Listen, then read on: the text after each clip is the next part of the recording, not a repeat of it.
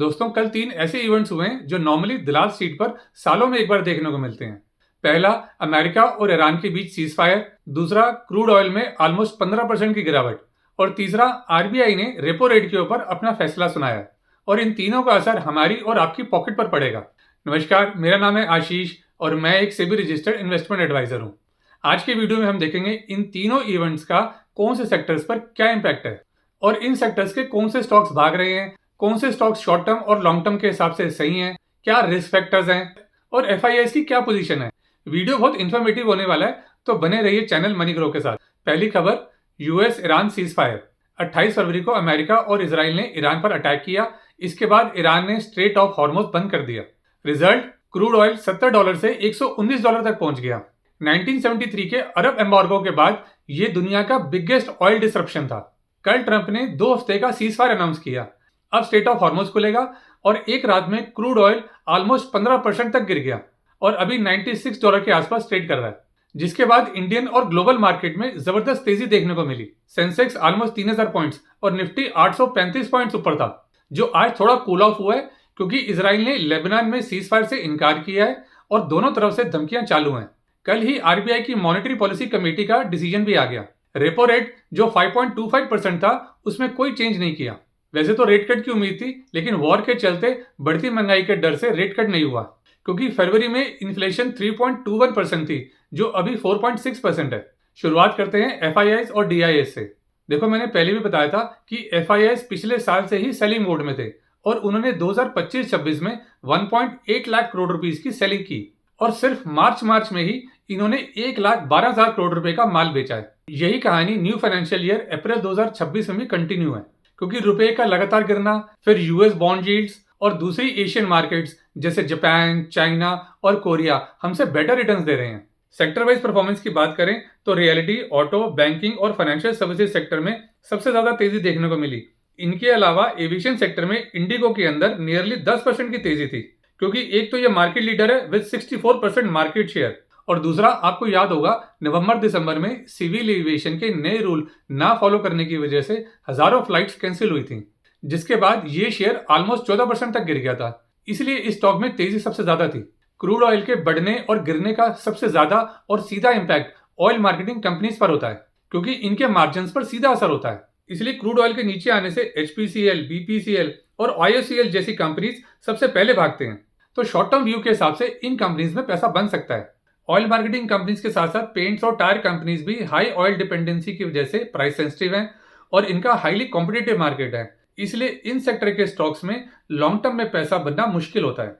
देखो, अप्रैल की शुरुआत से ही मार्केट ग्रीन में ट्रेड कर रही है, लेकिन एफआईआईस की सेलिंग अभी भी चल रही है।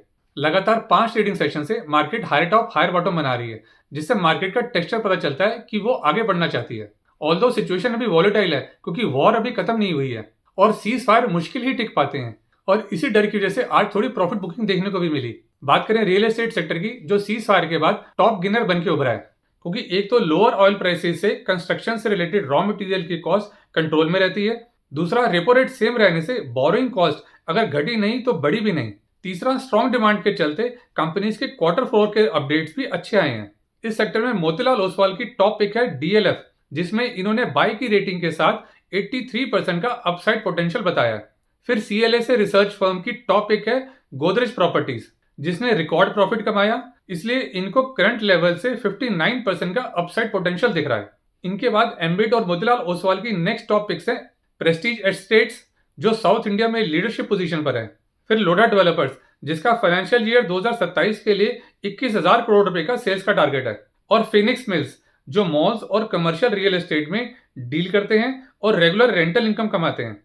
नेक्स्ट है बैंकिंग एंड फाइनेंशियल सेक्टर, जिसका ऑयल और वॉर से कोई कनेक्शन नहीं है। पूरा बाजार गिरा, इसलिए ये सेक्टर भी गिरा और पहले एफआईआईएस की सेलिंग की वजह से हिट ले रहा था, इसलिए इस सेक्टर की ग्रोथ लॉन्ग ड्यू है। प्राइवेट बैंक्स में देखें तो सबसे स्ट्रॉन्ग लॉन्ग टर्म बेट 3 बैंक्स पे नजर आती है, आईसीआईसीआई, एक्सिस और एचडीएफसी बैंक। आईसीआईसीआई में अच्छी एसेट क्वालिटी और डिजिटल एडवांसमेंट के चलते जेएम फाइनेंशियल, सिस्टमैटिक्स और येस सिक्योरिटीज ने इसमें स्ट्रॉन्ग बाई की रेटिंग दी है और करंट लेवल से 37% का अपसाइड पोटेंशियल बताया है। एक्सिस बैंक में भी अच्छे Q4 अपडेट के चलते इन्होंने बाई की रेटिंग के साथ 43% का अपसाइड पोटेंशियल बताया है। फिर एचडीएफसी बैंक, जो चेयरमैन की रेजिग्नेशन के बाद 24% वाइटीटी डाउन हो गया था, उसमें अच्छी रिकवरी देखने को मिली, क्योंकि आरबीआई ने कंफर्म किया कि बैंक में कोई गवर्नेंस इशू नहीं है। इसके बाद मोतीलाल ओसवाल, जेफरीज और जेएम फाइनेंशियल जैसे कई इंस्टीट्यूशंस ने इसमें ओवरवेट की रेटिंग दी है और 47% का अपसाइड पोटेंशियल बताया है। पीएसयू बैंक्स के अंदर भी वैल्यूएशन बहुत सस्ती हो चुकी हैं, इसलिए SBI, Canara bank, union bank और बैंक ऑफ बड़ौदा में ब्रोकरेज हाउसेस काफी बुलिश है। अगला सेक्टर जिसमें तेजी देखने को मिली और आगे में मिलने की उम्मीद है वो है ऑटो सेक्टर। रीजन वही है, क्रूड ऑयल गिरने की वजह से इनपुट कॉस्ट में कमी, क्योंकि रॉ मटेरियल की कॉस्ट कम होती है और मार्जिन बढ़ते हैं। वॉर रुकने से पॉजिटिव सेंटिमेंट्स बढ़ते हैं और आरबीआई के रेट पॉज से स्टेबिलिटी मिलती है।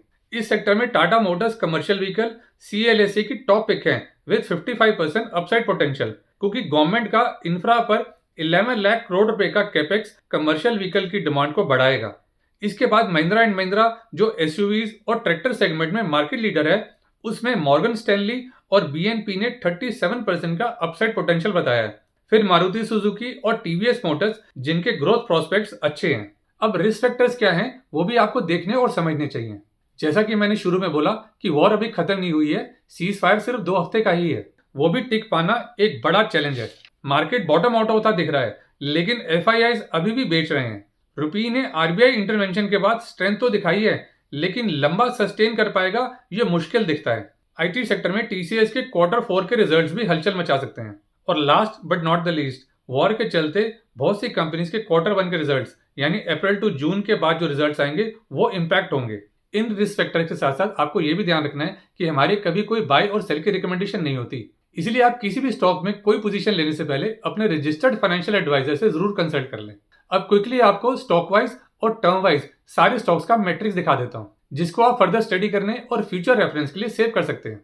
इंडिगो वैसे तो लॉन्ग टर्म के हिसाब से अच्छा स्टॉक है, लेकिन वो ऑलरेडी 10% चल चुका है, इसलिए इसको बाय ऑन डिप्स में एक्यूमुलेट किया जा सकता है। बाकी ऑयल मार्केटिंग कंपनीज, पेंट्स और टायर कंपनीज के स्टॉक शॉर्ट टर्म प्ले के लिए ठीक है। बैंकिंग स्टॉक्स की वैल्यूएशन अब काफी अट्रैक्टिव हो चुकी है। इनके अलावा सिलेक्टिव ऑटो स्टॉक्स भी लॉन्ग टर्म के लिहाज से पोर्टफोलियो में रखने के लायक हैं। लास्ट में फाइनल एक्शन प्लान, क्या लेना चाहिए, क्या अवॉइड करना चाहिए, आप देख सकते हैं। स्ट्रेटेजी जरूर ध्यान से देख लें, जिसपे मैं हमेशा जोर देता हूं कि पूरा अमाउंट एक साथ कभी इन्वेस्ट ना करें, डिप्स में थोड़ा थोड़ा करके एक्यूमुलेट करें, और यही स्ट्रेटेजी सेल्स के टाइम पर भी अप्लाई करनी चाहिए।